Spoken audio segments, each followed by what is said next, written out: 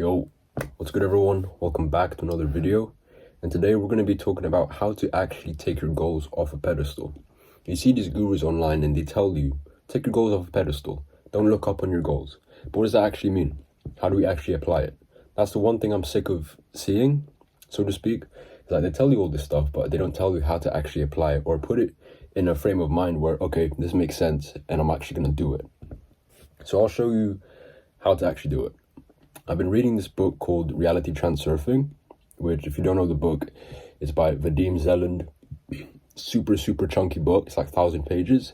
You don't have to, you can read it, and I highly recommend you do because it's very life-changing. Like, a lot of people say that book was one of the most impactful books that they've ever read, despite it being so long. And it makes sense why it's so long. There's so much good material in it, a lot of very esoteric stuff, which means, very woo-woo stuff, but if you can wrap your head around it, it'll change your life. And I'm getting through it right now, and so far so good. It's been really good.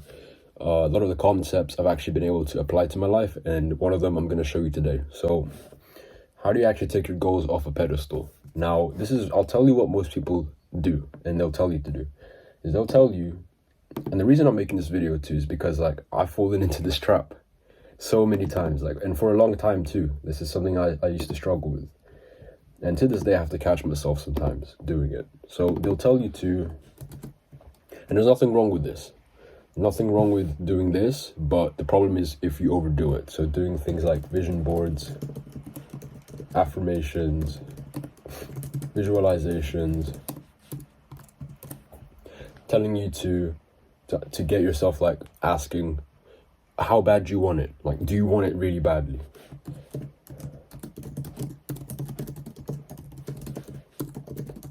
And again, I said there's nothing wrong with it, but the problem lies when you overdo it, because now you're putting your goals on a pedestal. And when you put your goals on a pedestal, you're placing them above you.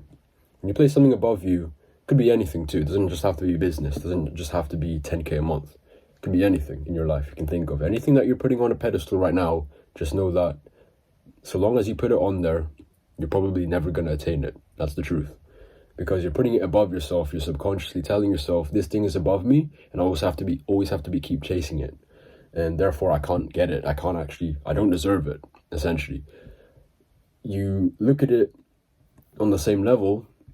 So let's say this is you right now. If you just put it on the same level as you, this is new you, you're on the same level, then you're subconsciously telling yourself, okay, I deserve this. Why? Because it's on my level. Like, this is normal to me. 10K a month is what? It's nothing. That's you not putting it on a pedestal, therefore you're more likely to get it. Because whatever you chase after is gonna run away from you. So they tell you to do all this stuff. They tell you to do vision boards, they tell you to do affirmations, visualization, etc. They will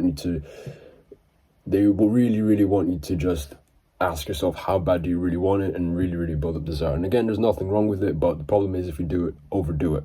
So make your vision board, because I have one as well. Make your affirmations, do whatever you need to do, but just look at it like once a day, but don't over obsess over it. Because what you're doing now is you're creating something. In the book it calls excess potential, where, let's say you want something really badly, you're like pushing to get it, you're overextending yourself almost. You're pushing so hard to get it, but it has no choice but to run away from you. So let's say this is the thing. Let's say 10K a month. Like, it has no choice but to run away from you, because the universe is going to restore balance. The universe always restores balance. And again, sound woo-woo, but it's in the book and it works. It's going to restore balance. So if you're trying to get towards it too much, then it's going to restore balance by going the opposite direction, in a way. I don't know if that makes sense, but if you let it be idle, let me actually reuse this drawing. If you just let it be idle, or even if you just let it come to you, if you feel like it already deserves you, so if almost like you're not repellent towards it, but you just don't put it on a pedestal, you're not chasing it, you're just letting it come to you, it's like a standard to you, then the universe is going to restore balance, and it's going to give it to those who are deserving. And it's going to go this way. The best analogy, so this is the actual secret sauce here, the best analogy from the book gives to actually not put your goals on a pedestal, how to actually do it, is just treating it like you're walking to the mailbox collecting mail. Now, when you think about it, when you're collecting mail, what do? You get up from your bed or you get up from your sofa, you open the door, you walk outside, you go in the post box, in the mailbox, and you just get your mail. And that's mission complete. 1, 2, 3, boom, you got your mail. What you don't do, unless, if you do, then I don't know what to tell you, but what you don't do is you don't make a vision board about your mail. You don't start saying affirmations like, I will get the mail, I will get the mail, I deserve the mail. You don't start visualizing you getting the mail. You don't ponder to yourself, how bad do you really want the mail? No, you just get up. You just get up and get the mail. That's it. You're done. And you got it. So why do we do this to our goals? Why do we do this? Like, and I know in your head you might seem like, okay, 10k a month's a lot for me, Matt. Like, it's not the same as collecting mail. But if you treat it the way as collecting mail, then you're going to get the same sort of outcome with the same sort of ease. I'm not saying it's going to be easy. That's not what I'm saying. But it's way better to look at it that way than trying to overdo all this, be too extra with it, trying to put it on a pedestal. So if you're trying to get to 10k a month, what you don't need to be doing is over obsessing how bad you really want it. No, just take it step by step, take it day by day, put one foot in front of the other. What do I actually do to get to 10k a month? Reverse engineer it. So if I want to get to 10k a month and I run, let's say, a coaching business, okay, how many clients would I need to sign to get to 10k a month? Let's say I charge 2k, that's 5 clients every single month. 5 times 2k. You see how methodical I'm being, how calm I'm being?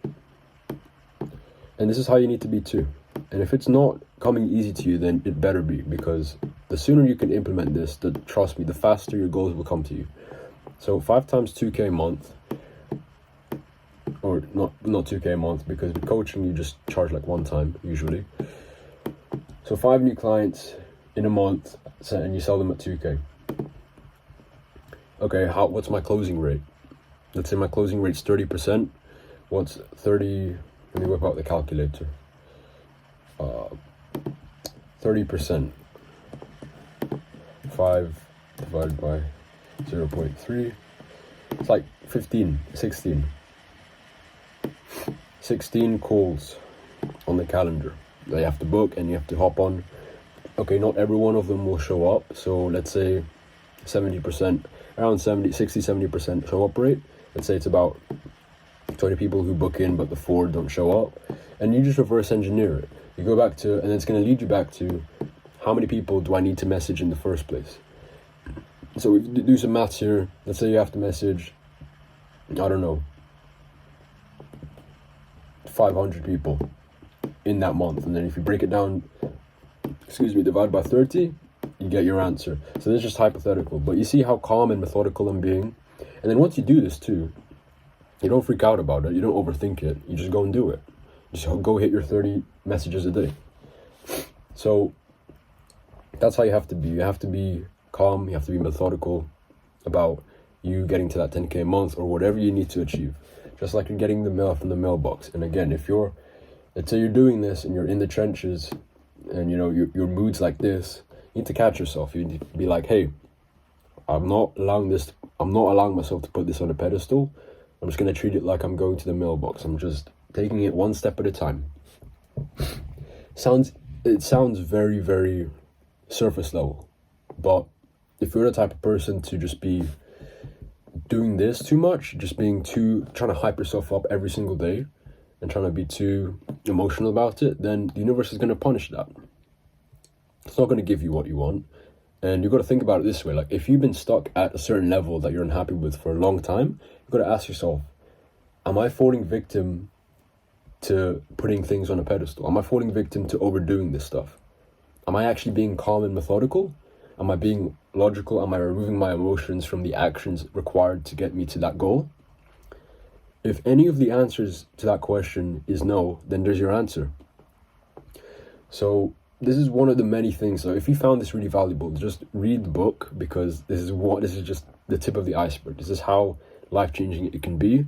Just make the simple mindset shift towards your goals, and almost don't treat them like goals too. You want to treat them like standards. So Sam Ovens talks about this all the time. He probably coined the term. Don't treat your goals as goals. Treat them as standards. So from now on, you've got to just see 10K a month as, okay, this is the new standard. And if I don't hit it, then I'm going to be extremely concerned and worried. Because what we do as humans, we don't strive to hit our goals. We don't strive to hit our biggest goals, but we'll fight like starving wolves to maintain our standards. It's not about how high are we willing to aim, it's about how low are we willing to go. So, another example, and I got this from, I don't know where I got this from, but it's a really good example. So, if you get a graph here, well, I'll give you two examples just to really hit this point home. So, we'll get a graph here. This is a classic example. Let's say money in the bank. So, let's say your normal is, I don't know, 1,000. This is how much, let's say $1,000 in your bank account is what you deem as normal. Let's say you get a couple bonuses, you have a good month, and you think 3,000, or you get a raise even, say 3,000 is like a good amount in your bank account. It's like, okay, this is quite a lot. Like, I'm really happy with this. And then let's say on the other hand, some payments come up, and now your minimum standard, like if you have 500 in your bank account, you're freaking out. So what we're doing as humans, whether you're conscious of it or not, is we have these standards. We have what's our base standard. We have like what we deem as good. And then what we have is our panic mode. This is the lowest we'll ever go. So 500 in the bank, for example. So if you go here, let's say you had a good month and you have 3,000 in the bank, it's not in our human nature to maintain at that level, to stay at that level. What we're gonna do is we're gonna be like, oh my god, I got 3,000 in the bank. Let's go treat myself. Let's go to Nobu. Let's go shopping, and then you're gonna spend it, and then eventually you're gonna go back down to 1,000, which is because you're used to it. Your brain is accustomed to having 1,000 in the bank. It's what it sees as normal. 3,000 in the bank is what it doesn't see as normal. It sees as a very, very good, very good month. So unconsciously, you're going to spend it because your brain's like freaking out. This is a lot. So you're going to go back down to 1,000. Have you ever seen that happen? Like, if you think about in your life, if you've done this before, you know what I mean. And then let's say a couple months go by, you crashed your car, you have to pay for that, couple payments come through, and now you're back down to 500. What are you doing now? You're going to work extremely hard at work. You're going to do overtime. You're going to be doing it. Like, you're going to be working because 500 is the panic mode. This is the lowest standard you're willing to go. If I go below that, then I'm absolutely screwed. So you put in that work, you put in the extra time, and slowly you're creeping back up to 1,000. And you think in your head, okay, that's cool. And it's just going to be a vicious cycle of up and down, up and down. Another example, which one of my friend's mentors, like these two examples are from my friend's mentor and they're really good, so I'll give credit to him, is the cleanliness of your room. So let's say your room is like a 6 out of 10 in terms of cleanliness. This is obviously subjective, but 6 out of 10, it's good, but there's some clothes lying around, you haven't really vacuumed, you haven't really hoovered. 6 out of 10. If your room is a 9 out of 10, that's what you'll see as good. And then you see 9 out of 10 is really, really good. Like, it's spotless, you've dusted everything, everything's organized, it's amazing. And then here is like a 2 out of 10. It's where you panic, and this is where you clean your room. So it's the same pattern, it's the same thing. Let's say your room is a 6 out of 10, and then you clean it up, and it's a 9 out of 10. You enjoy it for a couple of weeks, and then you'll find like you leave a pile of clothes there. No big deal. And you leave another pile, you throw a shirt in the corner, and you throw a hoodie in the corner, and then now you're going back down to 6. And then now you get it so dirty, it's at a 2 out of 10, so now you're panicking. And you're like, okay, I need to clean up. It's the same thing. So what you want to do is, instead of falling trapped to this mechanism in our head, you want to treat it as standards. Like these, you see these as goals at the moment. You see $3,000 in the bank as a goal. You see your room being a 9 out of 10 in cleanliness as a goal. Make that the new standard. So when it gets up to 9 out of 10, you clean your room, keep it there. Like force yourself almost. Okay, this is the minimum standard. It's supposed to be this clean all year round. I'm not gonna settle for less. Like this is the new standard. I'm not going below it. So you set that new standard, and now 9 out of 10 is your base standard.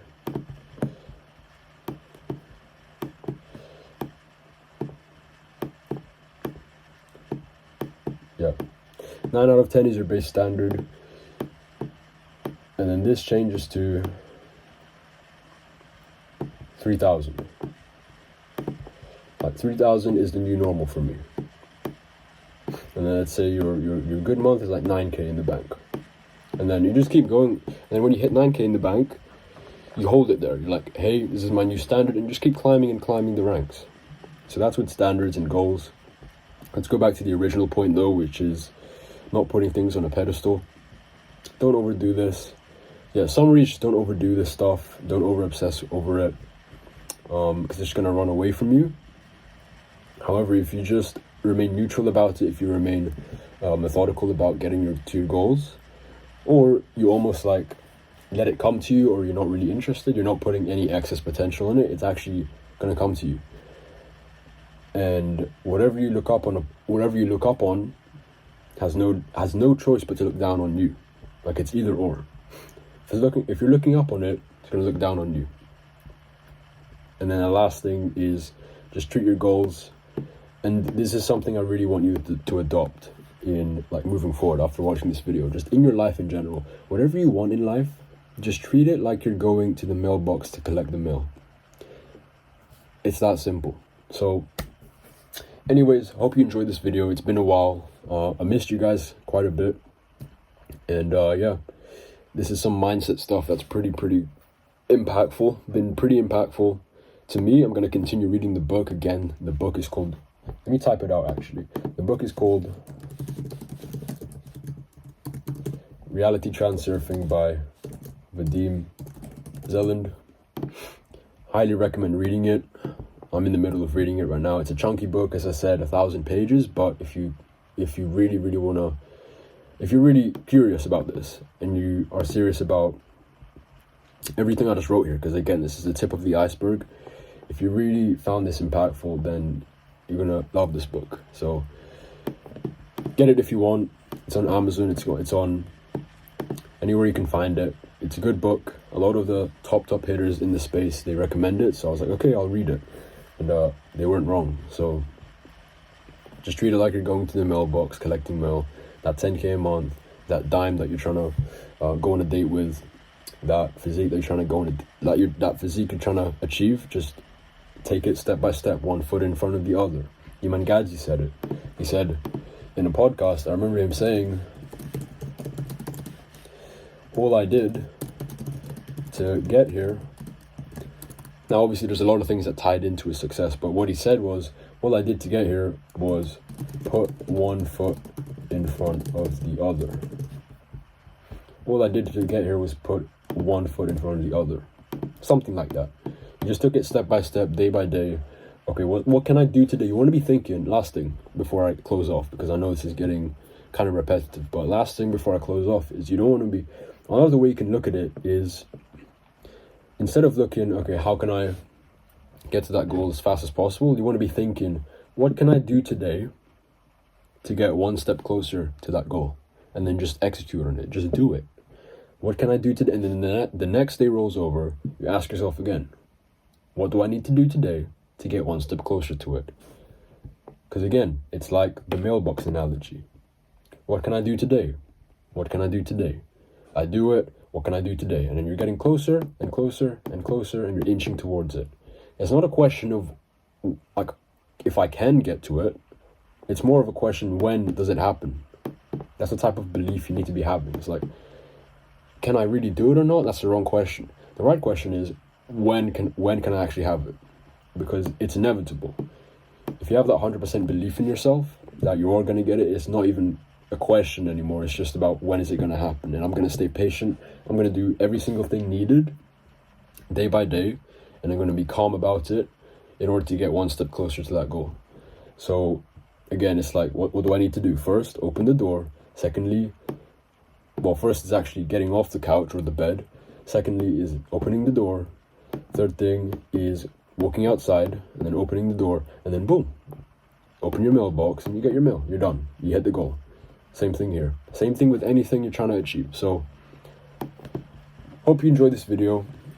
I recommend rewatching this a couple times. I recommend you picking up the book or the audio book, whatever your preference is, and take your goals off a pedestal. So anyways, if you're new to the channel, make sure you like, comment, subscribe, share this to a friend, and I'll see you in the next one.